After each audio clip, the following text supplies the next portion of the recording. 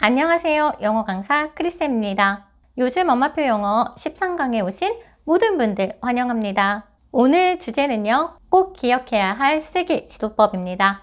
많은 부모님들이 모든 영역, 즉 듣기, 읽기, 말하기가 어느 정도 완성이 되면 쓰기는 자연스럽게 되겠지 라고 막연하게 생각하시다가 쓰기를 지도하려니 너무 쉽지 않다라는 말씀을 많이 하세요. 쓰기에도 골든타임이 있습니다. 물론 엄마표 영어로요. 고급 단계인 에세이 쓰기까지는 진행하기 힘들겠지만 쓰기 기초 단계까지는 탄탄하게 만들어줄 수 있거든요.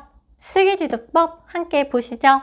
저는 아이들 영어 초기 단계부터요. 많이 쓰는 것이 아니라 그냥 배운 것들은요. 그래도 한 번씩 써보는 연습을 하는 것이 좋습니다. 라고 말씀을 드리는데요.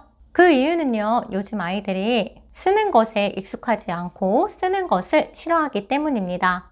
알파벳 쉬우니까 잘 쓰겠지. 그냥 스스로 하게 두는 것도 좋지만요. 초기 단계에는 아이가 쓰는 것을 지켜봐주고 많은 칭찬과 격려로 쓰는 것이 너무 힘든 것만은 아니라는 것을 인지하도록 해주세요. 또한 단어를 쓸 때 소리를 내면서 함께 쓰게 하면요. 소리와 철자의 정확성을 익히는 데도 도움이 됩니다. 아, 소리는 이렇게 나는데 철자는 이렇게 다르구나 라는 것도 알게 되고요. 그리고 아이도요. 쓸 때 더 집중하게 됩니다. 단어와 스펠링이 일치하지 않는 경우에요. 아무래도 스펠링이 자주 틀리게 되는데요. 이때는 부모님께서 빨간펜 들어서 고쳐주시는 것보다는요. 아이 스스로 책을 펼쳐서 자기가 잘 썼는지 어느 부분을 틀렸는지 스스로 고치게 하고요. 고친 부분을 다시 한번 쓰도록 지도하는 것이 훨씬 더 좋습니다. 많이 쓰라는 의미가 절대 아닙니다. 새롭게 배운 단어를 외워서 써보려고 한 번 정도는 노력을 해야 기억에도 더 잘 남고요. 그리고 점차 수준이 높아지는 문장 쓰기도 가능하겠죠. 아이에 따라서 하루에 1개씩 써보고 그 다음 주 2개씩 그리고 그 다음 주 3개씩 이렇게 조금씩 단어를 쓰는 연습을 해보면 좋습니다. 깜지처럼 여러 번 쓰라는 이야기 아닙니다. 일단 단어를 눈으로, 입으로 여러 번 익히고 나서요. 한번 소리 내며 써보고 내가 인지하고 있는 단어의 스펠이 같은지 다른지 인지하는 것이 굉장히 중요하다는 이야기예요. 단어를 쓰는 것을 어려워하지 않는다면요. 점차 문장 쓰기에 도전해 보세요. 초급 단계에서 문장 쓰기를 할 때 지금 진행하고 있는 교재보다는요. 이미 했던 교재들, 현재 실력보다 살짝 낮은 단계의 문장으로 진행하는 것이 좋은데요. 아무래도 듣고 말하고 읽는 것보다 쓰는 것은 쉽지 않기 때문이에요. 예전에 사용했던 교재에 읽었던 책으로 진행하면요. 자연스럽게 반복도 되니까 더 좋겠죠. 저는 아이들이 ORT를 좋아해서요. 이제 ORT를 가지고요. 쓰기를 진행했었는데요. 아이들이 한 6, 7단계 읽을 때쯤 4단계 책을 써보도록 했어요. 이미 4단계 책은 너무 여러 번 반복해서 입으로 술술 나올 정도였는데요. 입으로 말했던 그 문장들을 적어보는 연습을 하고 그리고 본인이 문장을 어디를 틀렸나 비교해보면서 아이들이 자신이 알고 있던 단어와 잘 모르는 단어를 알게 되더라고요. 그리고 모르는 단어들은 다시 한번 적어보도록 했고요. 본인이 좋아하는 책으로 쓰기를 진행했더니 쓰기를 더 즐겁게 진행했거든요. 아이가 좋아하는 책으로 한번 진행해보세요. 하지만 수준은 지금 실력보다는 좀 예전 단계 책들을 선택하는 것이 좋습니다. 또한 한 문장으로 시작해서 점차 문장들을 늘려가면 좋습니다. 오늘 써볼 문장을 먼저 노트에 베껴 적고요. 잠깐 외워봅니다. 그리고 나서 쓰면 되는데요. 단순히 베껴 쓰는 것은 의미가 없습니다.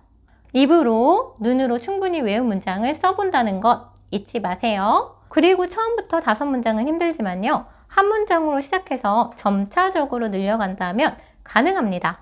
앞서 단어 때에도 설명드렸듯이 오류는 아이가 스스로 찾게 하고 잘못 적은 단어, 문장은 다시 한번 적고 외워보도록 합니다. 중급 단계로 오면 이미 기초 단어와 문장들이 머리에 많이 쌓여 있잖아요. 그것들을 이용하면 좋은데요. 기초 중급 수준의 영어 문장에서 대부분 명사, 동사, 명사 또는 명사, 동사, 형용사 형태가 많은데요. 기존 문장에 단어를 바꿔 써보는 거예요. 아이들이 오늘 영어 교재에서 봤던 단어, 책에서 봤던 문장을 하나 쓰게 한 다음에요. 처음에는 문장 제일 앞에 나오는 주인공 단어, 주어를 바꿔 쓰는 연습부터 해보면 좋습니다. I like apples. 이 문장을요, 바꿔 써보는 거예요. I를 she나 they, 크리쌤 등으로 바꿔 써봐도 좋고요. 그리고 동사 뒤에 있는 무엇에 해당하는 목적어도 바꿔 써보면 좋겠죠?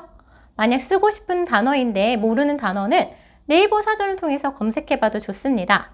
apples를요, bananas, watermelon 등으로 바꿔서 써보는 거예요. 명사를 바꿔 쓰는 것에 익숙해지면요, 동사의 시제에 대해서도요, 간단히 설명해 주세요. 지금 좋아한다라고 할 수 있지만 과거에도 좋아했다라고 말하려면은 단어의 과거를 의미하는 이 D가 붙기도 해. 이것은 과거의 일을 이야기해 주는 거야. 하지만 예외도 있어. 이렇게 아이에게 이야기해 주면 좋겠죠. 이렇게 명사, 동사 등 형태를 바꿔 쓰다 보면요, 아이들도 어렵게만 느껴졌던 영어 문장 구조가 일정한 형태를 갖춘 것을 알게 됩니다.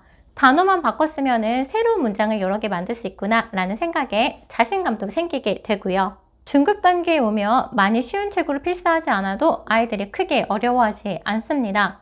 이 단계에서 추천드리는 방법은 읽은 책에서 좋았던 문장을 필사하도록 하는 것인데요. 어떤 부분을 필사하면 좋을까요? 저는 크게 세 가지로 아이들에게 이야기해 줬는데요. 첫 번째, 책을 읽으면서 마음에 들었던 문장. 두 번째, 꼭 외우고 싶은 문장. 특히 명언이나 속담같이. 세 번째, 잘 이해가 되지 않는 문장을 적으면 좋겠다고 이야기를 했어요. 일단은 필사를 해야 하기 때문에 아이들은요, 책을 더 집중해서 읽었어요. 또 저희 경우에는요, 왜 그 문장이 좋았는지 간단하게 이유를 적게 했거든요. 물론 이 이유는 한국어로 적게 했습니다. 이렇게 필사를 진행하면 자연스럽게 문장뿐 아니라 그 문장이 가지고 있는 의미도 다시 한번 생각해 볼 수가 있기 때문에 너무 좋습니다. 또한 잘 이해가 되지 않는 문장을 적기도 했는데요.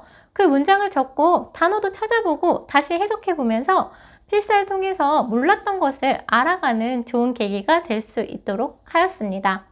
이미 문장을 쓰는 것에 익숙해졌다 하더라도요, 문단과 단락을 구성하는 것은 따로 배워야 합니다. 시중에 있는 교재 중에서 선택해서 연습을 하면 좋은데요. 대부분 라이팅 교재에는 샘플이 있고 써야 하는 대략적인 방향을 알려줍니다. 가이드를 보고요, 연습하는 것도 좋고요. 아니면 자유롭게 쓰는 것도 좋습니다. 많은 부모님들이 아이가 쓴 글이 어디가 틀렸는지 교정 보기 힘들잖아요. 그럴 때에는 무료 그래머리 앱을 사용하시면요, 틀린 부분을 다 알려줍니다.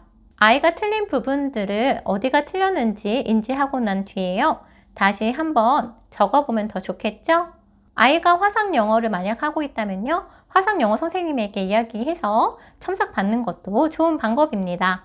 마지막으로 모든 단계에서 하면 좋은 것을 소개해 드릴게요. 바로 book report, 그리고 영어 일기 쓰기입니다. 물론 모든 단계라고 했지만요, 아이의 현재 실력에 맞게 진행하셔야겠죠? book report를 처음부터 쓰게 하는 것은 힘들기 때문에요, 처음에는 제목 정도만, 읽은 페이지 정도만 씁니다. 어느 정도 익숙해지면 등장인물도 적어보게 하고요. 책에서 자주 나오는 키워드도 적어보면 좋겠죠? 이렇게 쓰다가 아이의 실력이 향상이 되면 그때 읽는 내용을 요약해보기도 하고, 고급 단계라면 책에 대한 평가, 이 책을 통해서 내가 배운 점 등도 쓸 수 있을 거예요. 또한 일기쓰기도 문장 쓰기를 시작하는 단계부터 꾸준하게 하면 좋은데요. 처음에는 날씨, 날짜, 그리고 단어와 그림으로 표현해도 좋습니다. 그리고 문장에 익숙해지면요, 가장 기억에 남는 순간을 문장으로 표현해 보면 좋고요. 모르는 단어는 스스로 단어를 찾아보는 것이 좋습니다. 문장의 경우에는 번역기를 이용하기 전에 자신이 최대한 문장을 만들어 보고요. 번역기의 문장과 비교하는 것도 추천을 드려요.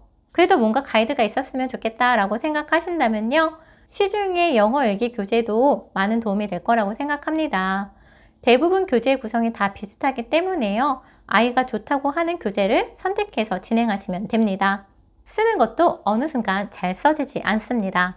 처음부터 조금씩 시작해야 한다는 것 잊지 마세요. 쓰기를 지도할 때 주의하셔야 할 점이 있습니다. 아이가 실수하는 부분을요, 너무 지적하다 보면은요, 아이가 쓰려는 노력을 멈출 수 있습니다.